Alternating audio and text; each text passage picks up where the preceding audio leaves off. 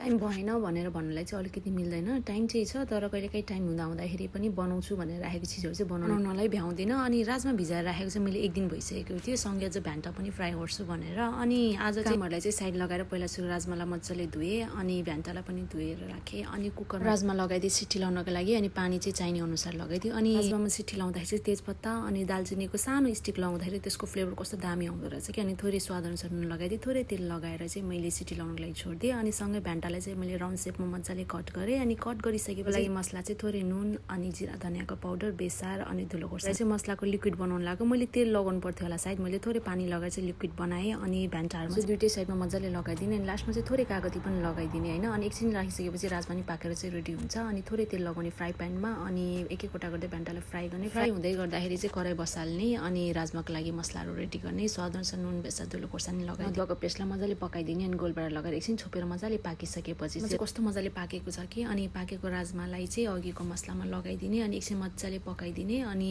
पाक्दै गर्दाखेरि उम्लिँदै गर्दाखेरि चाहिँ किचनलाई हल्का सफा गर्दै, हल्का कचरा भएको थियो नि त होइन। अनि मजाले उम्लिसकेपछि लास्टमा हरियो धनियाँ लगाइदिने। अनि आजको स्पेसल खाना पनि बनेर रेडी हुन्छ।